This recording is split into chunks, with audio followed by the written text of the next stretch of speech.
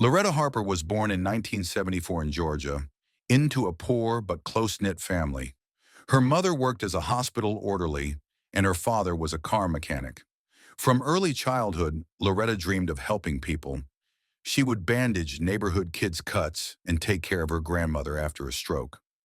She got into college on a scholarship and graduated with honors.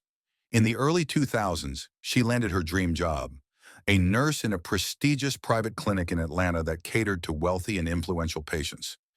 She was that kind of nurse, the one patients called an angel, gentle, patient, attentive. She became especially close with Esther Hampton, an 82-year-old widow of a senator. Esther had no family, and Loretta became the only person she truly trusted. The elderly woman even hinted she might rewrite her will, leaving part of her estate to Loretta. 2 weeks later, Esther was dead. Official cause: a heart attack. But soon after, an anonymous tip was sent to the police, suggesting the patient may have been given the wrong medication. The investigation started with Loretta. In her locker, they found a vial of a strong drug not prescribed to Esther. Her colleagues turned away from her. The chief physician claimed Loretta had been acting mentally unstable in recent weeks. She wasn't in prison. She was declared insane. In court, there were statements about obsessive behavior, delusional thinking, and even an unhealthy fixation on the wealthy patient. In 2003, Loretta was sent to a locked psychiatric facility in Augusta. No right to appeal, no lawyer, no family. Her mother had passed away, and her father died before the trial. In the asylum, time stood still. The first years she cried at night, wrote letters to nowhere, tried to prove she'd been framed. Then silence. She became a shadow. The nurses feared her. Quiet, withdrawn, always writing in her notebook. Almost no one believed she would ever be released. What follows is not just a record of survival, but of quiet, calculated resistance inside a place designed to make you forget who you are. The white coat. For days, Loretta sat motionless in her new room. Concrete walls, a barred window, a silent ghost. Until one day, old orderly Mrs. Gray dropped a folded white coat on her bed. "You're still a nurse. Don't let them take that from you." Loretta began to help other patients, dressing wounds, soothing anxiety attacks, not officially, quietly, in stolen moments. It reminded her who she was. And then she started writing. Names, patterns, prescriptions. Her first entry: observe everything, trust no one. At first, patients avoided her. Some whispered she was violent. Others thought she'd lost her mind. But when Loretta gently wrapped a bandage around an elderly woman's wrist, something shifted. One of the younger women called her nurse for the first time, and Loretta almost cried. She began documenting even more: medication carts, staff rotations, and subtle shifts in patient behavior after certain pills. The white coat didn't just restore her identity, it marked the beginning of her resistance. Death in room 11. Sandra was only 23, diagnosed with schizophrenia, but to Loretta, she was just scared. One night, Sandra complained of burning headaches. The next morning, she was dead. Official cause: cardiac arrest. But Loretta saw the chart, a drug she wasn't prescribed, powerful, unapproved, and possibly fatal in her condition. Loretta copied the name, logged the nurse on duty, noted the exact time the injection was given. This became the first line in what she called her death ledger. No one asked questions. Sandra's body was quickly removed, her things packed and discarded before breakfast. The nurse on duty claimed she followed all procedures, but Loretta remembered hearing hurried steps in the hallway around 3 a.m. She tore a strip from an old bedsheet and wrapped it around Sandra's toothbrush, a tiny memorial buried under her mattress. That night, Loretta couldn't sleep. Something inside her had changed. Letters to nowhere. Each Sunday, Loretta wrote letters to judges, journalists, ministries. Dozens, hundreds, different names, different addresses, but none were answered. One night, kind, orderly Jenny whispered, "They're not mailed, they're burned." Loretta began hiding carbon copies in book spines, under shower tiles. inside air vents.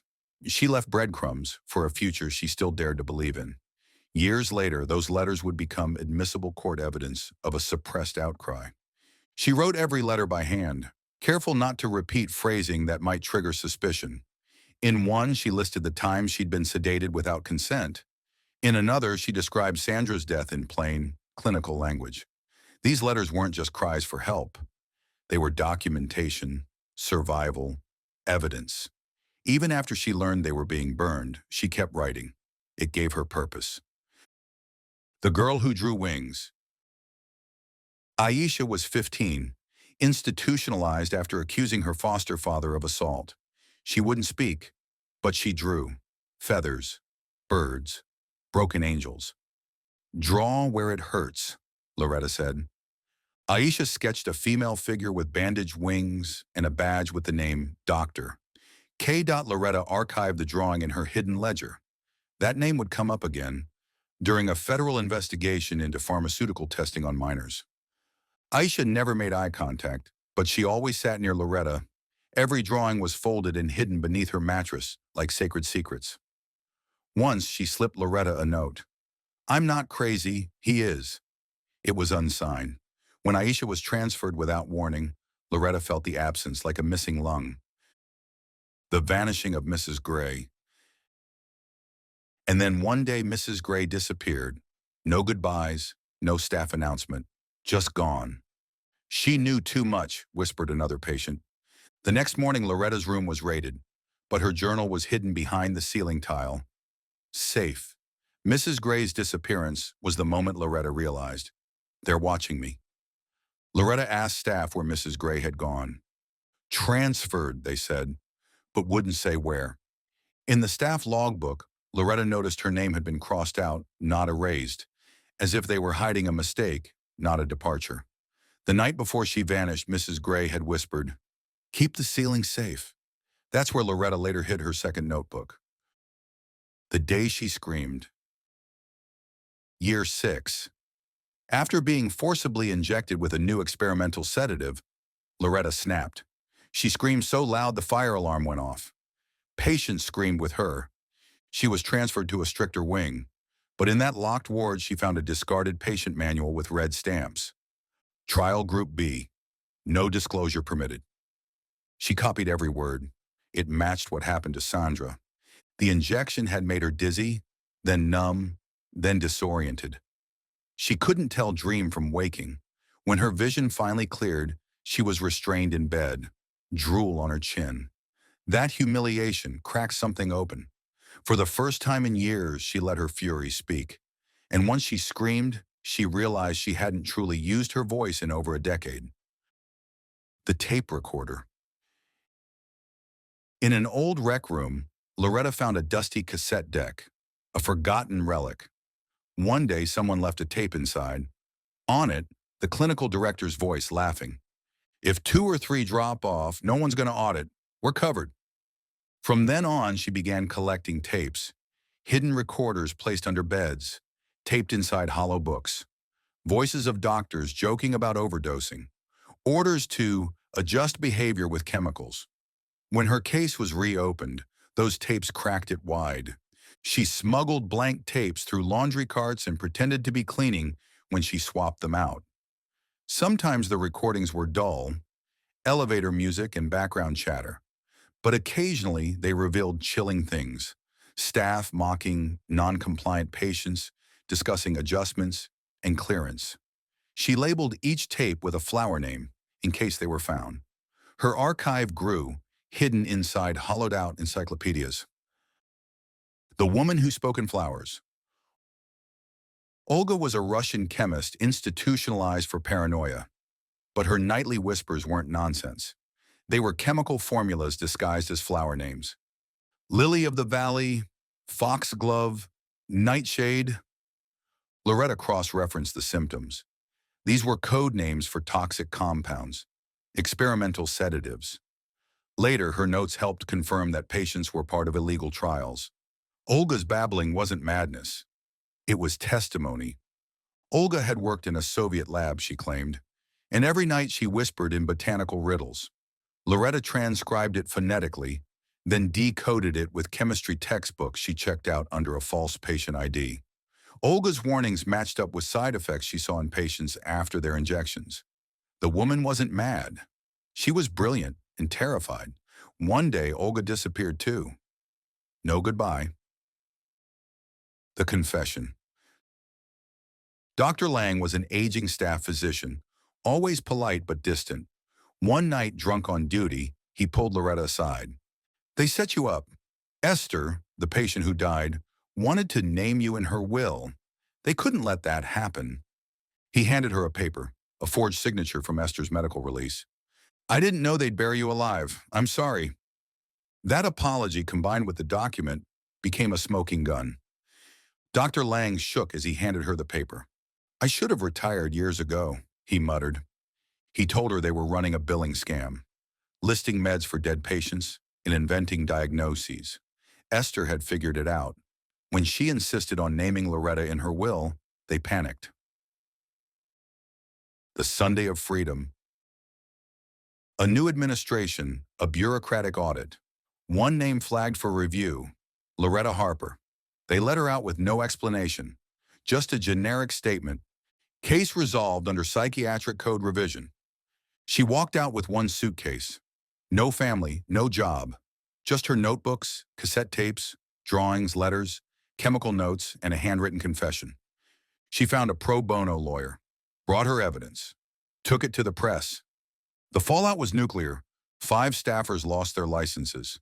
Dr. K was federally indicted. A multi-million-dollar settlement followed. But Loretta didn't care about money. She opened a nonprofit for institutionalized women and made her life's work exposing quiet abuses in psychiatric care. On the wall of her modest office, framed behind glass, is a yellowed piece of paper. Her first Sunday letter, the one they tried to burn. It reads, "I was never crazy, I was inconvenient." She walked free after 17 years. No money, no job, no papers. But she had the notebook, the one she had kept all those years, with names, facts, inconsistencies, tiny details. Who changed a medication dose? When bottles were swapped, who had access to her locker? Loretta began collecting evidence.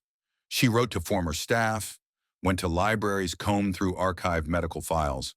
One by one, people started talking, and one former orderly sent her an anonymous tape, a hidden recording of the chief physician discussing how to get rid of the problem before that black nurse ruined everything. Turns out, the clinic had for years been running a scheme, prescribing expensive meds to dead patients and splitting the insurance money. Loretta had seen too much, and Esther's death wasn't an accident. She'd been poisoned for planning to leave her fortune to Loretta. With the help of a local journalist, Loretta published an exposé. Then, she filed a lawsuit. Within 2 years, the case went federal. Several doctors lost their licenses. One committed suicide. Loretta won compensation and, most importantly, full exoneration. Now she lives alone, but she is free. She helps other women caught in the traps of the system. And on the wall in her home hangs a portrait of Esther, the woman where it all began, and the woman for whom Loretta endured it all.